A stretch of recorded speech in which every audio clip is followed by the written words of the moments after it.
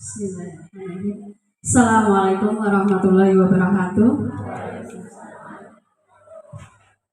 Yang terhormat Bapak Kepala Sekolah SMP 2 Panggang, SMP 2 Saptosari, maaf.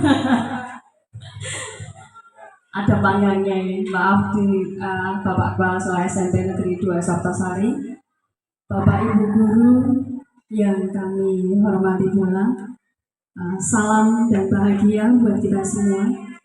Alhamdulillah, puji syukur patut kita panjatkan kepada junjungan kita, kepada Tuhan Yang Maha Esa, bahwa pada hari ini kita bisa berkumpul di tempat ini, di SMP Negeri yang kita cintai ini, dengan keadaan sehat, tidak kurang suatu apa. Salawat serta salam tidak lupa kita haturkan kepada junjungan kita Nabi Agung Muhammad Sallallahu Alaihi Wasallam. Semoga nanti kita bisa mendapatkan syafaatnya. Amin, amin ya robbal alamin. Mohon maaf, kami mengucapkan terima kasih sekali kepada Bapak Ibu semua karena telah meluangkan waktu untuk praktik baik saya, yaitu tentang budaya positif. Nanti kita sama-sama belajar apa itu budaya positif dan bagaimana penerapannya kepada siswa kita semua. Kita masih sama-sama belajar Bapak Ibu semua. Jadi di sini saya tidak bermaksud menggurui, tapi kita sama-sama belajar. Dan di situ tadi di meja Bapak Ibu semua saya sudah menyiapkan sebuah kertas yang di situ nanti bisa diisi saat kegiatan ini berlangsung, karena nanti ada beberapa hal yang perlu sebagai laporan saya telah melakukan pengimbasan. Begitu ya Bapak Ibu. Jadi tidak usah berpikir ini isinya kepiye, angel apa gampang Bapak Ibu. Itu nanti hanya satu kata saja. Untuk yang post-it itu nanti hanya satu kata saja. Kemudian kalau yang nanti lembar kerja rencana penyampaian itu penerapan budaya positif, itu nanti yang lembar putih itu sebagai istilahnya rencana Bapak Ibu semua tentang penerapan nanti salah satu dari budaya positif tersebut. Nanti juga akan saya tampilkan beberapa video. Nanti Bapak Ibu bisa mencermati dan melihat, sudahkah kita sebagai seorang guru itu melakukan hal tersebut? Sudah pas belum? Sudah ideal belum? Gitu ya Bapak Ibu. Kalau saya jujur nih ya, kemarin sebelum saya mengikuti kegiatan ini, sebelum saya mengikuti kegiatan guru penggerak ini, saya menganggap bahwa yang saya lakukan itu adalah yang terbaik bagi saya ya. Tapi saya nggak tahu untuk murid saya. Setelah saya belajar selama hampir 3 bulan saya berada di CGP, itu merasa bahwa saya ini masih nol. Apa yang saya lakukan itu belum ada apa-apanya.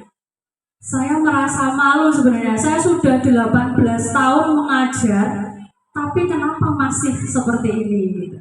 Jadi saya merasa bersyukur sekali saya bisa masuk di situ. Nah ini bagi Bapak Ibu Guru mungkin yang masih muda-muda, Bu Ira, Bu Yana dan semuanya, Bu Ayu, Bu Nur Aini, kemudian ada Mbak Rahayu, itu bisa mendaftar lagi untuk CGP Angkatan 11. Insya Allah itu bermanfaat sekali. Dan mungkin di bayangannya adalah kita nanti menjadi seorang kepala sekolah mengawas gitu ya. Itu tidak Bapak Ibu. Kita menjadi CGP itu tidak tujuannya ke sana, tapi kita cari ilmunya. Kalau di Davoding itu mungkin Bu Nur atau Mbak Retno tahu, di sana nanti link Davoding itu kalau kita mau mendaftar kepala sekolah sudah CGP itu ada linknya. Mau daftar apa tidak? Kalau kita tidak klik juga tidak akan masuk. Tidak akan jadi kepala sekolah, tidak akan jadi pengawas. Jadi itu tergantung minat kita semuanya. Yang jelas ilmunya luar biasa Bapak Ibu. Ini salah satu saja, budaya positif ini salah satu saja. Untuk yang modul 1 ini belum saya sampaikan. Besok lain waktu kita sampaikan. Yang modul 1 itu merupakan suatu hal yang menggugah saya, membangunkan saya dari tidur saya. Kemarin jadi guru 18 tahun itu ternyata tidak ada apa-apanya. Nah, ini budaya positif ini saya mengambil ini kenapa? Dilatar belakangi saat ini banyak sekali kasus anak-anak yang kita hadapi. Jadi kenapa saya mengambil budaya positif? Nah, kita mulai saja ya Bapak Ibu. Ben orang rumah ke suaraku terus.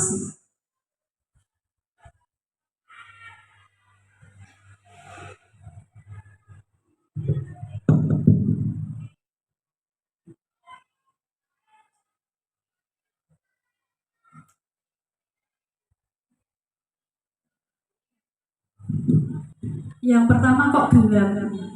Ini kenapa gelap? Kita mulai ya. Intermezzo istilahnya, biar kita tidak merasa jenuh. Ya, sedikit saja. Nanti yang banyak ini. Nah, sekedar perkenalan. Tapi saya yakin Bapak Ibu sudah kenal di sini. Saya adalah Indria Sujarwati. Nah, salah satu CGP Angkatan 9. Di sini saya mengambil pengimbasan atau berbagi praktik baik istilahnya sekarang. Ini adalah budaya positif. Nah, ini saatnya Bapak Ibu. Tadi saya mendengarkan dari salah satu ibu guru saya, ayam joget-joget saya gitu ya. Tak kabulkan Bu, kita joget dulu. Monggo Bapak Ibu silakan berdiri di samping meja Bapak Ibu guru semua. Jogetnya tidak anu kok Bu, ini biasa saja. Monggo, biar tidak sepanang, tidak stres.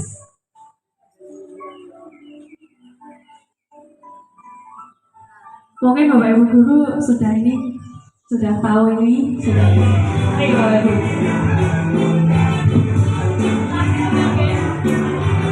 Kita tirukan saja Bapak Ibu.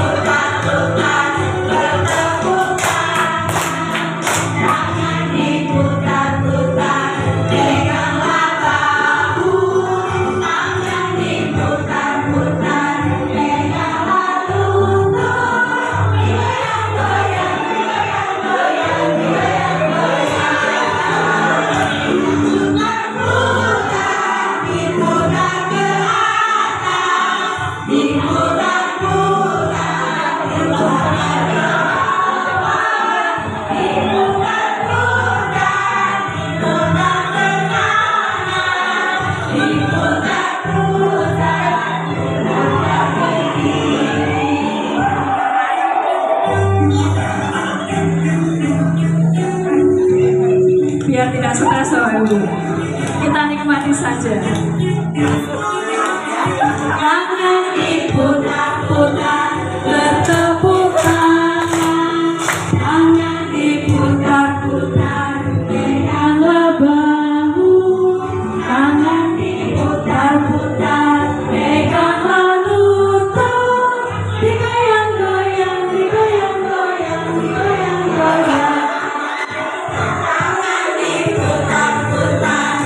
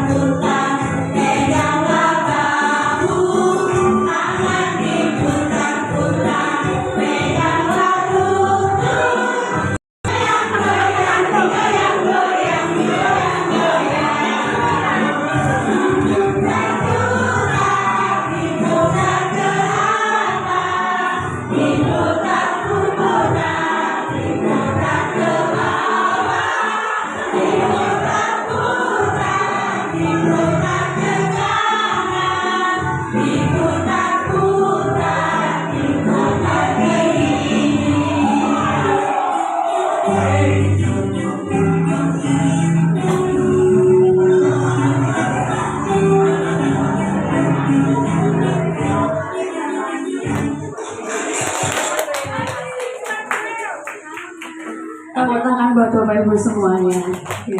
Terima kasih Bapak Ibu. Sekedar refreshing saja. Tadi Bu Ayu minta joget sih gitu ya. Kita sudah berjoget sebentar. Insya Allah nanti biar jadi semangat. Kita lanjutkan Bapak Ibu. Ini tadi biodata saya. Yang tengah nih.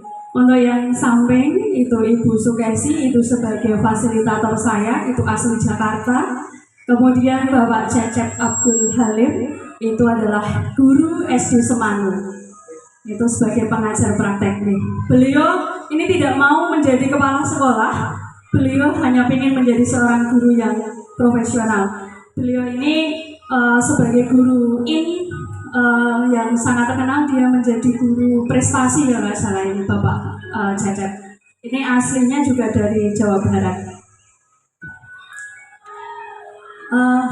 Kita langsung ke materi Bapak Ibu. Apa itu budaya positif?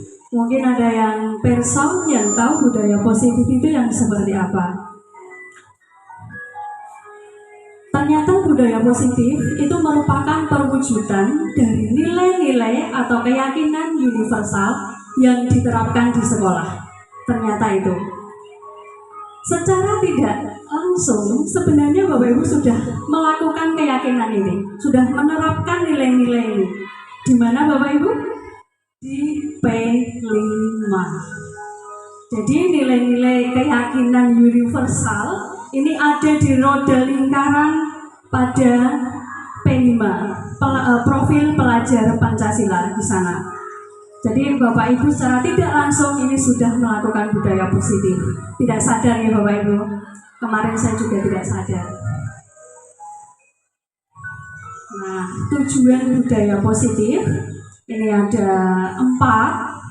Yang pertama, ini menumbuhkan keinginan pada murid untuk menerapkan budaya positif dan bertanggung jawab atas keyakinan kelas.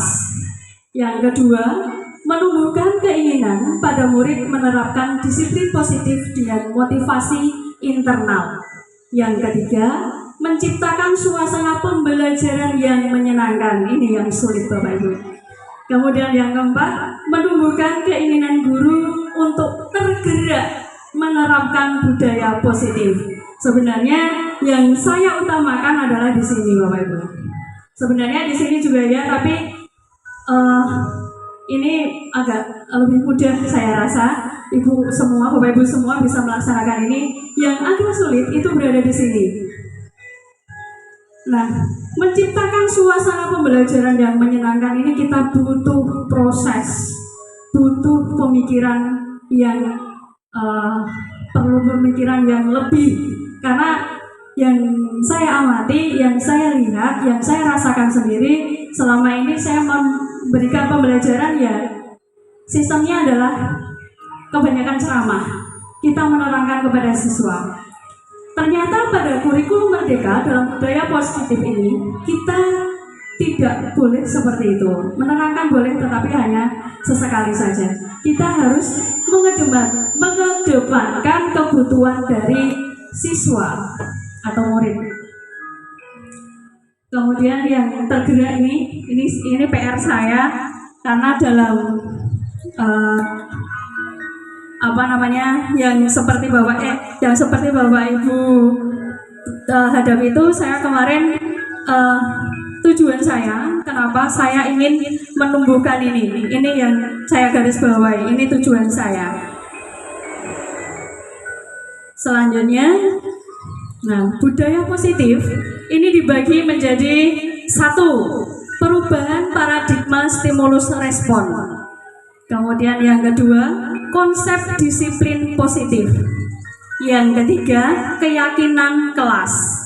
Yang keempat, pemenuhan 5 kebutuhan dasar.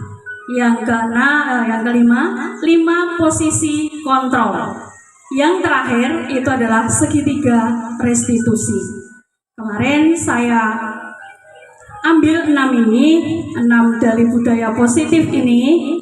Saya kembalikan, maaf.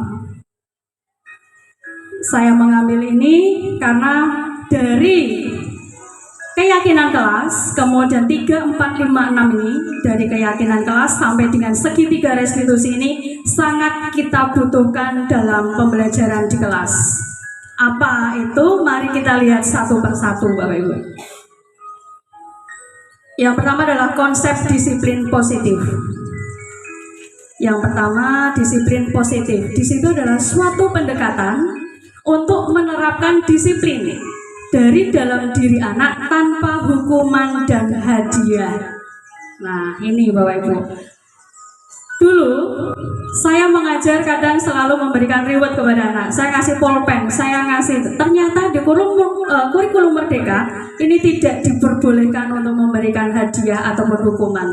Tidak boleh memberi punishment atau reward. Baik itu maksud kita adalah saya memberikan hukuman yang positif gitu ya. Tetapi ternyata hukuman yang positif itu seperti apa? Ternyata tidak ada Bapak Ibu. Semua hukuman, semua reward itu akan membawa dampak negatif kepada anak didik kita. Nah, nanti bisa direnungkan. Kita lihat ke yang ke belakang. Kenapa kok memberi reward, kemudian punishment itu justru memberikan dampak negatif? Kenapa? Karena anak-anak itu akan semangat kalau kita kasih hadiah. Ayo silahkan dikerjakan, nanti siapa yang cepat saya kasih hadiah uang 5.000. Kalau dia tidak dikasih hadiah, lama-lama dia tidak mau mengerjakan. Nah itu. Kenapa? Ini tidak boleh dilakukan.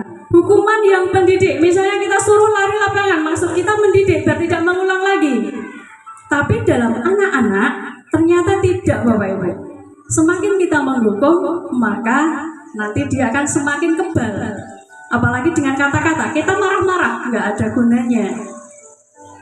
Nah, di sini nanti kita akan belajar untuk yang 5 posisi kontrol tadi. Nanti akan ada hubungannya dengan ini. Nah, ini yang saya sampaikan tadi Bapak Ibu, bahwa nilai-nilai kebijakan universal itu ada dalam profil pelajar Pancasila. Di situ bisa kita lihat bahwa nilai-nilai kebajikan yang ingin dicapai oleh setiap anak Indonesia yang kita kenal dengan profil pelajar Pancasila. Sebagian institusi atau organisasi yang saling memiliki nilai-nilai kebajikan yang sama karena nilai-nilai tersebut bersifat universal dan lintas bahasa, suku, bangsa, agama maupun latar belakang. Jadi kenapa kita mempelajari ini, kenapa kita perlu tahu hal ini dan kita menerapkan di sini? Nah, itu ternyata ada rentetannya, ada hubungannya. Nah, ini yang selanjutnya tadi disiplin positif, sekarang yang kedua adalah keyakinan kelas. Ada yang sudah menerapkan keyakinan kelas Bapak Ibu? Ada belum? Kalau dulu namanya adalah peraturan kelas, kontrak belajar. Saya pernah melihat di kelas 7 itu katanya sudah ada yang menerapkan ini, tetapi namanya beda. Kalau sekarang di kurikulum Merdeka namanya adalah keyakinan kelas. Keyakinan kelas itu ada 5 tahap. Tahap yang pertama itu adalah mengumpulkan peraturan yang perlu disepakati. Jadi kita perlu menggali, mencari tahu apa yang anak-anak inginkan. Tahap 2 itu mengubah peraturan-peraturan yang sudah dibuat dengan kalimat positif. Ini bisa saya contohkan Bapak Ibu. Misalnya dalam peraturan kelas itu dibuat dilarang membuang sampah sembarangan, misalnya anak-anak menuliskan itu. Dan kita bisa menyimpulkan menjadi kalimat positif. Kira-kira bagaimana Bu Ira? Di bahasa Indonesia menyimpulkan kalimat positif, tidak membuang sampah sembarangan, jadi kalimat positif. Mari buang sampah di tempatnya. Sama dengan menjaga kebersihan ya Bu Ira. Jadi di sini kalimat positifnya bisa kita simpulkan dengan menjaga kebersihan. Misalnya ada peraturan yang disebutkan anak tadi, tidak mencontek. Nah, itu bisa dengan jujur kalimat positifnya. Nanti kita bisa melihat pada tabel Y, tabel T. Nanti bisa kita lihat di sana. Kemudian tahap yang ketiga, menyarikan peraturan-peraturan yang sudah dibuat menjadi nilai-nilai kebajikan atau keyakinan. Menyarikan itu menyimpulkan. Saya bingung mau mencari kata yang indah itu bagaimana, Vira. Jadi saya menemukan tadi malam hanya menyarikan. Jujur saya membuat PowerPoint ini baru tadi malam. Kemarin saya membuatnya pakai Canva, tapi karena saya berpikir sinyal, maka saya rubah dengan PowerPoint. Jadi nanti mohon maaf kalau tidak maksimal. Kemudian tahap 4 yaitu kegiatan pendalaman keyakinan kelas, tampak seperti, tidak tampak seperti. Kemudian tabel Y dan satu lagi ada tabel T, itu yang tampak seperti, tidak tampak seperti, itu terkenal dengan tabel T. Nah, Bapak Ibu sudah pernah dengar? Sudah, saya ini kan sudah menyampaikan, sudah dengar ya? Sudah baru sekarang mungkin. Sekarang yang tahap kelima, kegiatan pendalaman keyakinan kelas, tugas saya dan tugas kamu. Jadi tanggung jawab kita sebagai guru dan juga murid. Jadi setelah keyakinan kelas ini terjadi, maka yang tahap terakhir itu adalah itu merupakan tanggung jawab kita semua. Sebagai guru kita juga harus melaksanakan, siswa juga. Jadi tanggung jawab kita semua. Jadi jangan hanya keyakinan kelas ini yang tanggung jawab siswanya saja, tapi buat kita semua. Maksudnya adalah Bapak Ibu guru dan siswa pada saat di kelas itu. Nah, ini contoh tabel T dan tabel Y, Bapak Ibu. Nah, di sana diistilahkan, di situ ada terdengar, terlihat. Yang satunya adalah berperilaku ya. Nah, itu mungkin Bu Retno kemarin waktu PPG mungkin juga sudah mendapatkan hal ini. Nggih, mboten Mbak Retno. Bu Retno ya, sudah ibu mau ibu sekarang. Sudah lupa. Nah, ini sama sebenarnya pendidikan PPG dengan CGP ini hampir sama. Cuma mungkin metodenya yang berbeda. Kemudian di situ ada tampak seperti dan tidak tampak seperti. Di situ kalau yang tampak seperti itu berarti kalimatnya itu adalah positif. Yang tidak tampak itu berarti yang negatif. Itu nanti pada saat pembuatan keyakinan kelas kita tampilkan ini. Kemudian contoh keyakinan kelas ini Bapak Ibu yang sudah saya buat, yang sudah saya buat di Canva, di beberapa kelas, itu semacam itu. Jadi itu yang perlu saya sepakati dengan siswa-siswa saya. Nah, untuk di kelas sini, di kelas 7 terutama, kemarin istilahnya adalah kontrak belajar. Ternyata itu belum pas, disuruh mengganti dengan keyakinan kelas.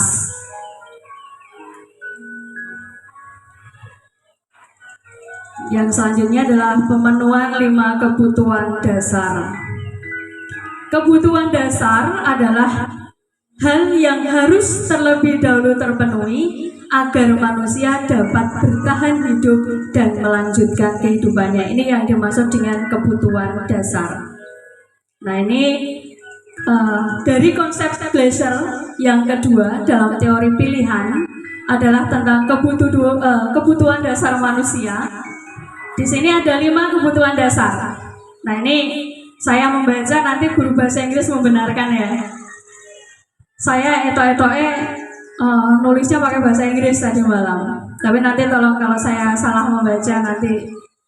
Di sini ada survival, kemudian ada love and belonging, kemudian ada power, kemudian ada freedom, dan fun. Nah, ini tidak saya tulis bahasa Inggris semua ini. Nah, kebutuhan dasar dari manusia itu ada 5. Untuk bahasa Indonesianya, ya ini undet-undetan ya. Kebutuhan dasar yang pertama bertahan hidup itu tadi adalah survival.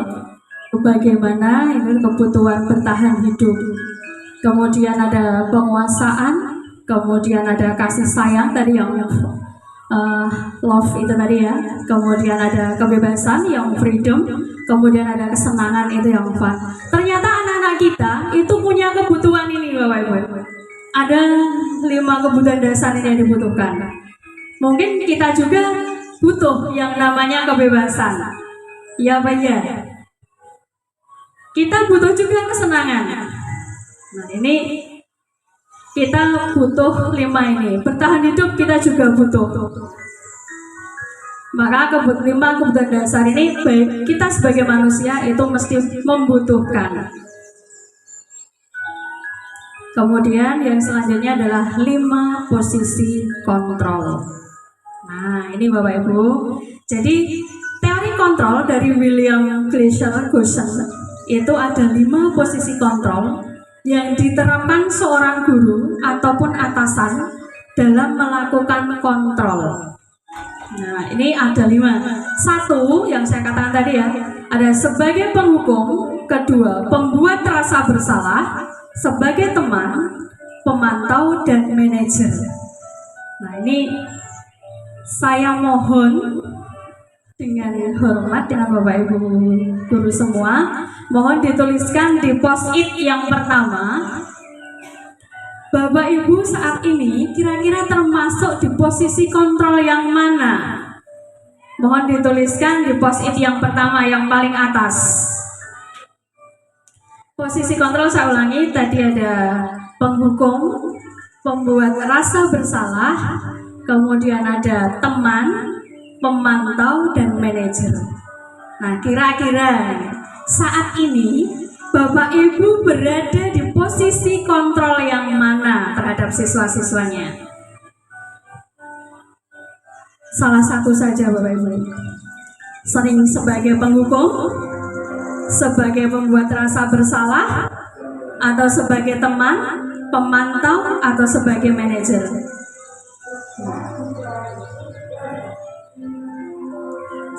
Di post-it yang paling atas. Menurut Bapak Ibu ya, menurut Bapak Ibu sendiri, kira-kira di posisi kontrol yang mana? Nanti kita akan lihat yang mana itu, kita lihat nanti. Sudah ya Bapak Ibu ya?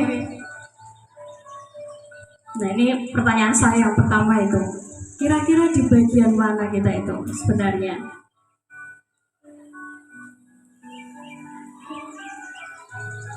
Nah sekarang kita lihat dulu video ini. Nanti Bapak Ibu berada di mana sebenarnya? Natan ya? Kita saksikan bersama-sama. Salam bahagia Ibu dan Bapak guru hebat. Dalam penerapan disiplin positif restitusi, salah satu program yang dikembangkan adalah 5 posisi kontrol. 5 posisi kontrol dalam restitusi adalah proses perjalanan seorang pendidik agar dapat mengenali dirinya. Pada video kali ini, kita akan membahas tentang 5 posisi kontrol yang dikembangkan oleh Diane Goshen dan contoh penerapannya. Ini adalah penerapan contoh ya Bapak Ibu.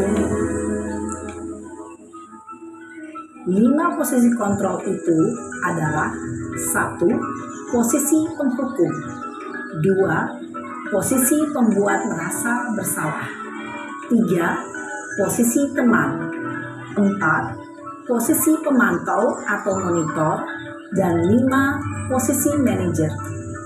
Untuk lebih memahami kelima posisi tersebut, mari kita saksikan kasus Naren yang terlambat hadir 20 menit di sekolah dan melihat bagaimana kelima posisi kontrol dalam menghadapi masalah tersebut. Ini yang pertama adalah posisi sebagai penghukum. Kita lihat videonya, contohnya.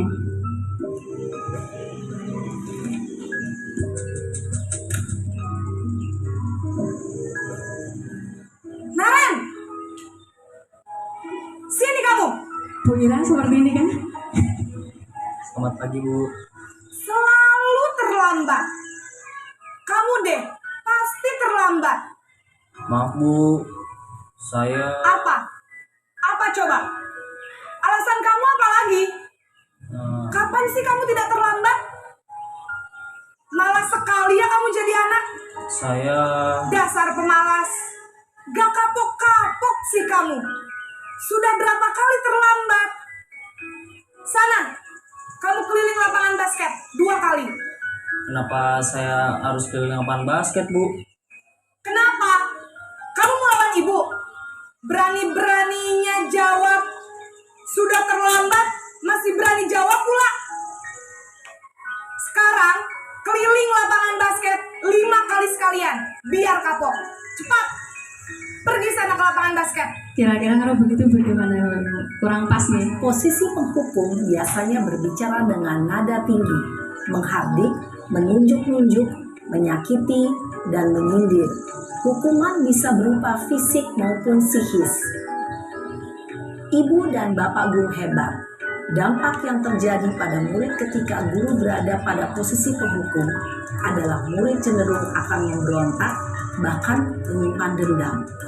Nah, ini tadi yang saya berikan, tidak boleh memberikan hukuman karena dampaknya itu akan menjadi sangat jelek sekali. Ini yang kedua.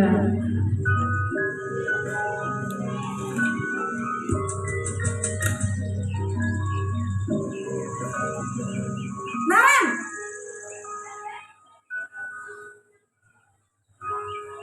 Selamat pagi, Bu. Naren. Kamu kenapa terlambat lagi, nak? Ya Tuhan, Naren. Kamu senang ya bikin ibu susah ya? Kalau kamu Ini terlambat tipe-tipenya lagi, Bu Ani. nanti ibu yang ditegur bapak kepala sekolah, nak. Disangka ibu tidak bisa membina kamu. Duh, gimana ini? Maaf, Bu. Duh, Gusti Naren. Kamu suka ya kalau ibu ditegur bapak kepala sekolah? Terus, sekarang ibu harus tulis apa ini di buku absen? Ini kamu sudah sering terlambat loh. Ibu harus apa coba? Maaf, Bu. Maaf sekali. Ya sudah, lain kali jangan bikin ibu susah lagi ya nak ya. Ibu tidak akan kuat lagi kalau kamu begini terus. Bisa jantungan kalau ibu ditegur bapak kepala sekolah. Sana cepat ke kelas. Maaf ya, Bu. Maaf sekali. Posisi pembuat rasa bersalah berbicara dengan nada tenang, cenderung lembut. Namun kata-kata yang diutarakan membuat murid merasa menjadi orang yang gagal, memandang buruk dirinya sendiri, merasa tidak berharga, dan tidak sanggup membahagiakan orang lain. Ketika guru mengambil posisi pembuat rasa bersalah, murid akan menganggap dirinya yang bersalah dan ia akan menyimpan emosi negatif tersebut di dalam dirinya.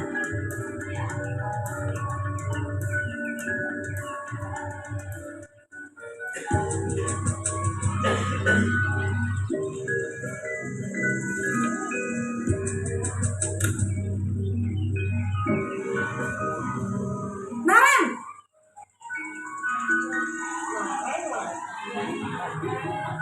Selamat pagi, Bu. Wah, sudah jam berapa ini nak? Terlambat lagi ya sayang. Iya, Bu. Habis. Ibu saya lupa bangunkan saya, Tipenya Bu. Bu benar nih. Kamu malah menyalahkan ibu kamu. Kamu bukannya anak yang larinya paling kencang. Kok terlambat sih? Iya, Bu. Saya memang terlambat bangun tadi.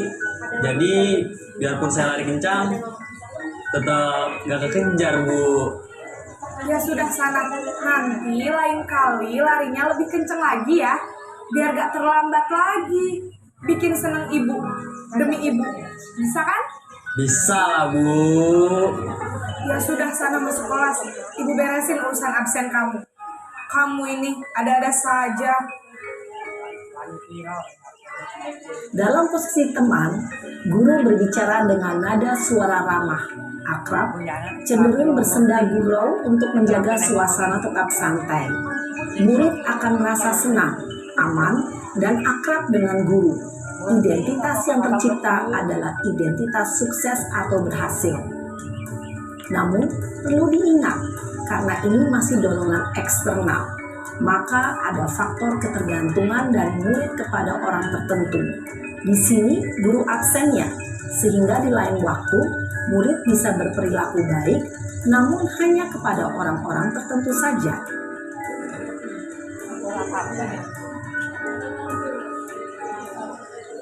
Naren. Ada apa Naren ini? Naren.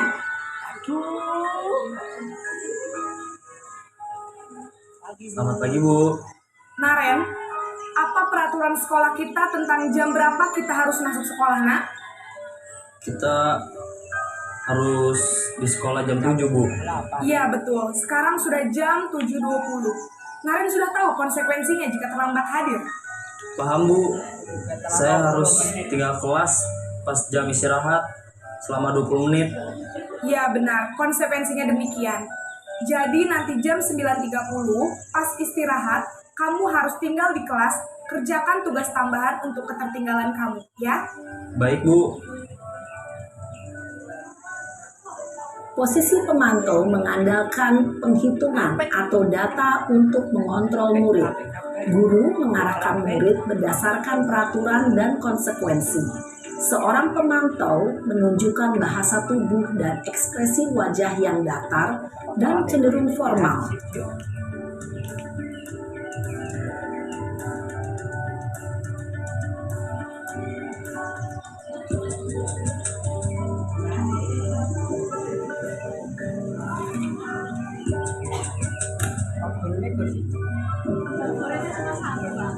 Naren!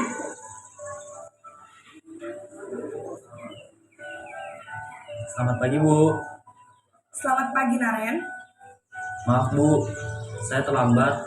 Iya, sekolah masuknya jam 7, sekarang sudah jam 7.20. Jadi sekarang bagaimana ini, Naren? Maaf Bu, saya lupa setel alarm saya semalam. Baiklah, menurut kamu, keyakinan sekolah yang mana yang perlu kamu tingkatkan? Menghargai diri sendiri dan orang lain mungkin ya Bu. Setuju. Jadi, apakah Naren meyakini prinsip saling menghormati tersebut? Iya Bu, saya meyakininya. Apakah Naren bersedia memperbaiki masalah keterlambatan ini? Bersedia Bu. Bagaimana kamu akan perbaiki masalah keterlambatan ini?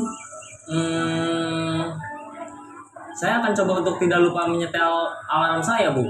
Baik, kalau Naren lupa menyetel alarm di rumah, ada orang yang kira-kira bisa bantu mengingatkan tidak? Ini kayaknya Bu Yana yang tipenya ini. Ada Bu, kakak saya, Kak Emma. Ada lagi selain Kak Emma? Selain Kak Emma, ada ibu saya. Baik, jadi yang mengingatkan Naren adalah Kak Emma dan ibu kamu ya? Kira-kira akan mulai setel alarm kapan nih, Naren? Setelah pulang sekolah, akan segera saya lakukan. Baik, jadi Naren akan setel alarm untuk bangun besok pagi dan akan diingatkan oleh kakak dan ibunda Naren ya. Ada lagi yang mungkin perlu dilakukan, Naren, agar tidak terlambat bangun lagi. Tidak ada Bu. Baik, Naren, terima kasih untuk kerjasama kamu. Sekarang kamu perlu kembali ke kelas untuk belajar. Baik Bu, terima kasih. Posisi manajer adalah posisi kontrol yang disarankan untuk membimbing murid memiliki sikap disiplin yang positif, yaitu murid yang mandiri, bertanggung jawab, dan dapat memecahkan masalah. Tujuan dari posisi ini adalah agar murid dapat berefleksi atas tindakannya. Guru akan dengan tulus memberikan pertanyaan-pertanyaan bermakna, sehingga membuat murid dapat belajar dari kesalahannya dan mencari sebuah solusi untuk menyelesaikannya. Ibu dan Bapak guru hebat, setelah mengamati adegan kelima posisi kontrol tadi, kira-kira posisi mana yang paling ideal? Posisi mana yang dapat menunjang motivasi intrinsik murid? Ya, tentu posisi manajer. Posisi ini memang posisi ideal yang ingin dituju setiap pendidik. Pada posisi inilah, guru dapat menerapkan disiplin positif yang berpihak pada murid, yang memerdekakan murid. Perjalanan seorang pendidik tentunya tidak mudah untuk sampai pada posisi seorang manajer. Namun, tujuan kita pasti, yaitu menciptakan murid-murid yang mandiri, merdeka, dan bertanggung jawab. Semoga penggambaran 5 posisi kontrol yang telah diperlihatkan ini dapat menjadi ajang refleksi bagi kita semua, agar dapat terus mengasah dan menerapkan disiplin positif yang memerdekakan murid. Mari terus berlatih dan bersemangat. Selamat menerapkan. Salam dan bahagia Ibu dan Bapak Guru hebat. Demikian Bapak Ibu, ini adalah tayangan 5 posisi kontrol. Tadi Bapak Ibu sudah menuliskan di sticky note atau post-it. Kira-kira apa Bapak Ibu? Sebagai penghukum, atau sebagai teman, atau malah sebagai manajer? Ini sama Bapak Ibu, saya dulu kemarin pas waktu masuk modul 1.4, pertama kali saya ditanya hal ini, saya menjawab sebagai teman. Ya, saya menjawab sebagai teman itu pertama kali. Setelah ditayangkan ini, saya tertawa sendiri. Oh, berarti saya belum pas gitu. Tapi kadang kalau kita melihat anak, melihat siswa, kadang juga kita bisa sebagai penghukum. Secara tidak sadar itu saya menyadari saya sendiri. Kadang kalau tidak mengerjakan PR itu langsung kerjakan lagi 5 kali gitu ya. Atau kerjakan soal ini lagi. Itu kita juga sudah menghukum. Ternyata tidak pas. Nah, dari tayangan ini tadi kita bisa melihat yang hampir sama itu adalah sebagai pemantau dan sebagai manajer. Itu sepertinya sama tetapi beda sedikit. Kalau kita mau mencermatinya. Kalau sebagai manajer itu sudah semuanya terkontrol, anak itu di tujuan keyakinan kelasnya diingatkan, mau bagaimana diingatkan. Untuk sebagai pemantau itu kita hanya menghitung saja seberapa kali dia melakukan kesalahan. Dan pada akhirnya untuk menyelesaikannya juga masih berakibat kurang pas. Nah, ini Bapak Ibu. Ini yang kedua. Setelah tadi yang pertama kan Bapak Ibu menulis mungkin sebagai teman yang di post-it yang pertama. Sekarang yang di post-it kedua. Nah, ini jawab. Setelah saya jawab ya. Setelah melihat tayangan tadi dari 5 posisi kontrol yang ideal itu adalah tadi sebagai manajer.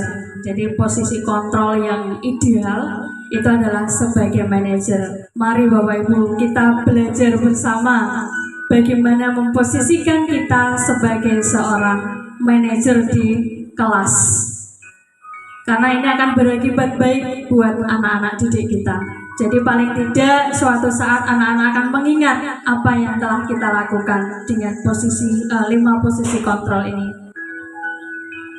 Nah, ini yang belum yang terakhir, tapi yang segitiga restitusi.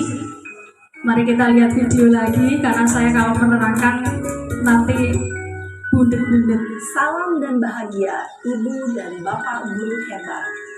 Pada video kali ini kita akan membahas tentang salah satu program disiplin positif yang diterapkan di lingkungan sekolah yang dikenal dengan nama restitusi.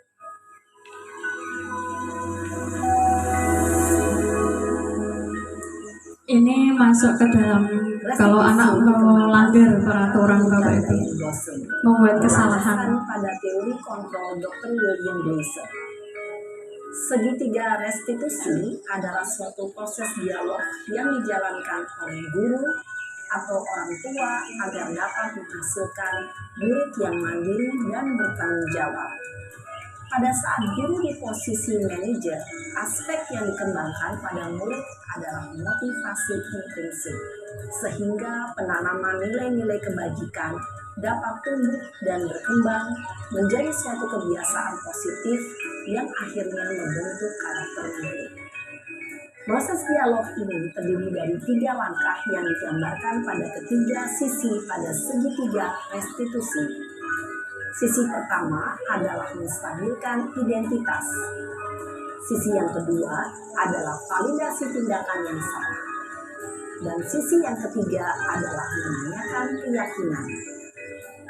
Ibu dan Bapak Guru Berikut ini akan ditunjukkan bagaimana seorang guru berada dalam posisi manajer menggunakan penerapan segitiga restitusi.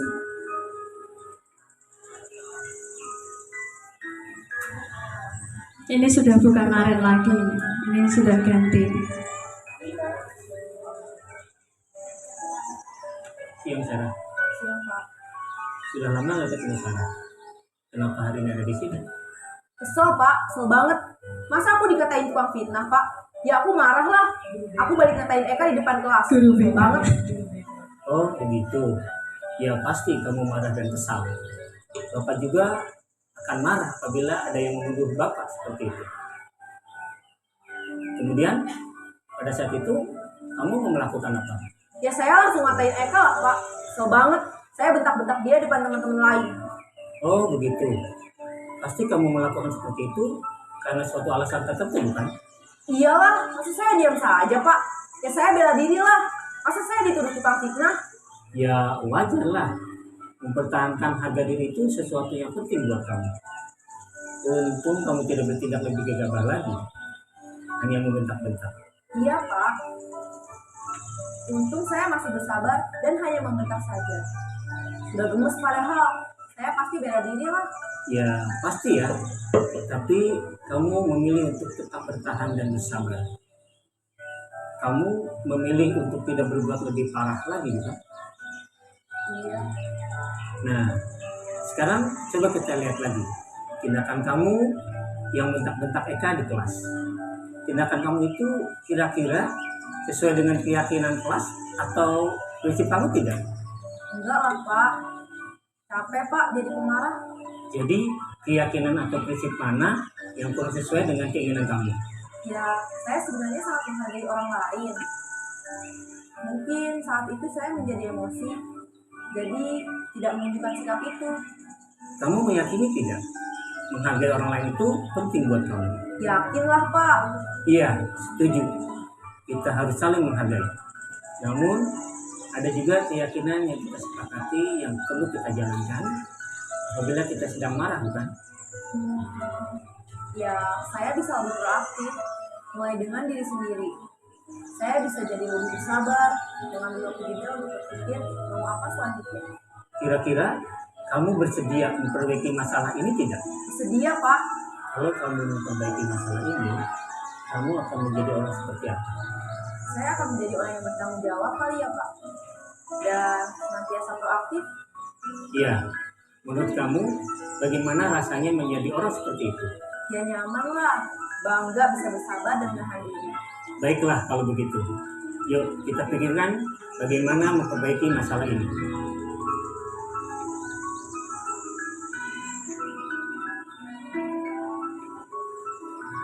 Ibu dan Bapak guru hebat, baru saja kita menyaksikan contoh bagaimana seorang guru berada dalam posisi manajer menggunakan penerapan segitiga restitusi.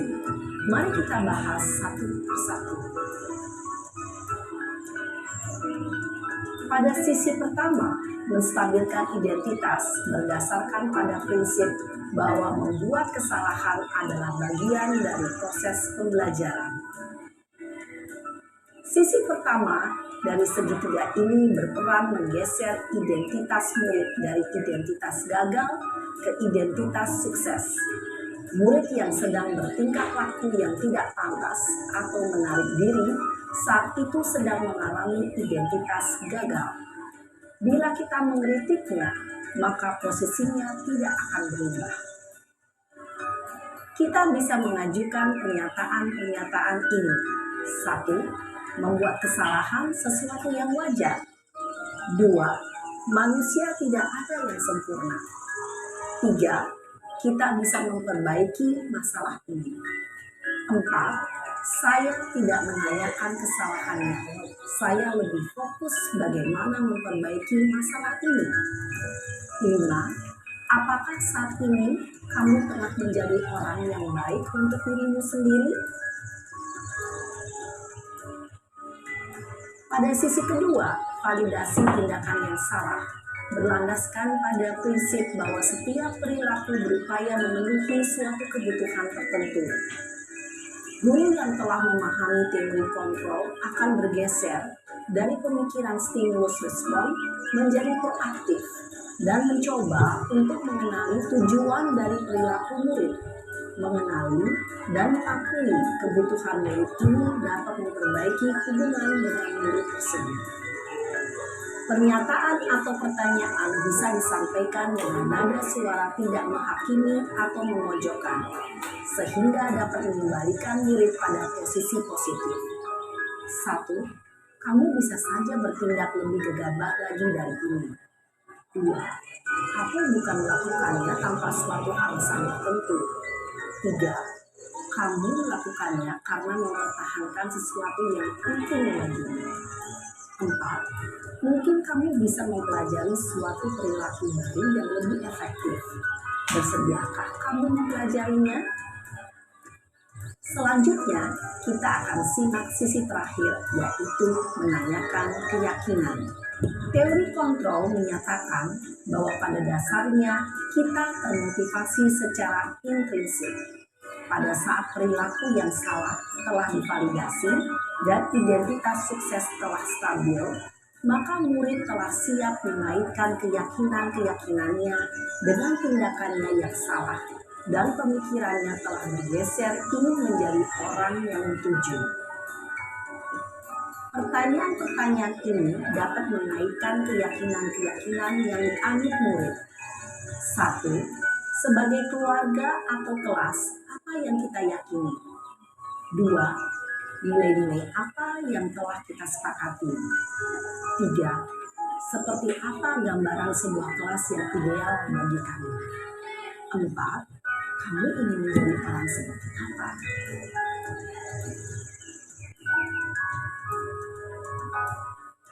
Dalam menerapkan segitiga restitusi, perlu diperhatikan beberapa hal, yaitu 1. Perilaku yang salah perlu dikaitkan dengan nilai-nilai atau keyakinan-keyakinan yang telah disepakati atau dituju. 2. Kesediaan orang yang melakukan kesalahan untuk memperbaiki masalah. 3. Pemecahan masalah sebisa mungkin relevan atau memiliki hubungan dengan masalah yang ada. 4. Usaha. Perlu adanya suatu usaha perbaikan dari pihak yang berbuat kesalahan. 5. Waktu. Perlu didedikasikan waktu dari pihak yang berbuat kesalahan. Tanyakan kapan akan mulai diberlakukan usaha untuk memperbaiki masalah. Dengan memahami struktur penerapan segitiga restitusi, diharapkan guru dapat menerapkan posisinya sebagai manajer dengan mengajukan pertanyaan-pertanyaan bermakna yang dapat membuat murid menjadi lebih percaya diri, bertanggung jawab, dan mandiri. Nah, ibu bapak guru perlu tidaknya mengikuti ketiga tahapan dalam segitiga restitusi bergantung pada ringan beratnya suatu permasalahan. Misalnya, bila permasalahan tersebut ringan, maka tidak perlu dijalankan secara berurutan. Bahkan bisa semudah menanyakan apa keyakinan yang kita sepakati. Dengan menjalankan segitiga restitusi, dengan mengajukan pertanyaan-pertanyaan bermakna, diharapkan murid menjadi lebih kuat secara pribadi, dapat membuka wawasan murid agar dapat menyelesaikan permasalahannya sendiri, semakin percaya diri, mandiri, dan merdeka. Salam dan bahagia, ibu bapak guru hebat. Nah, ini Bapak Ibu Guru tentang segitiga restitusi. Jadi segitiga restitusi ini untuk mengatasi permasalahan pada siswa. Karena yang kita lihat siswa-siswi kita itu luar biasa ya, biasa di luar. Jadi kita perlu mengatasinya dengan menerapkan segitiga restitusi ini. Dalam penerapan segitiga restitusi ini, kita tidak perlu melakukan ketiga-tiganya. Kita lihat dari berat ringannya masalah yang dihadapi. Mungkin kalau guru BK sudah biasa dengan segitiga restitusi ini. Tapi buat kita sebagai guru, kalau kita mau menjadi posisi kontrol sebagai manajer, Maka kita berusaha juga untuk menyelesaikan masalahnya pun dengan menerapkan segitiga restitusi. Nah, kita bisa lihat nih Bapak Ibu, ini bisa saya simpulkan seperti ini. Dalam segitiga restitusi itu ada ini, ada segitiga restitusinya, kemudian ini ada langkah, kemudian ada teori kontrolnya. Di sini Bapak Ibu bisa melihat, bisa membaca. Tadi segitiga restitusi itu ada 3 tahap. Apa saja Bapak Ibu? Yang paling bawah ini apa? Menstabilkan identitas. Maksudnya apa? Kita menggali dulu, meluruskan dulu, mencari informasi dulu, benar dan tidaknya permasalahan tersebut. Kemudian kedua, ini apa Bapak Ibu? Validasi tindakan yang salah. Kita validasi, tanyakan kepada siswa tersebut. Kalau permasalahannya sama Bapak Ibu guru misalnya, kita juga harus memvalidasi dari Bapak Ibu guru tersebut dan juga kepada siswa. Nah, ini yang paling ahli di sini Bu Guru BK ini di sini. Kemudian yang terakhir di sini menanyakan keyakinan. Jadi ditanyakan, karena tadi di depan ada keyakinan kelas, ada peraturan sekolah. Nah, kalau sekarang namanya keyakinan sekolah. Nah, itu ditanyakan, melanggar tidak? Nah, di situ ditanyakan, anak itu ditanyai semacam itu.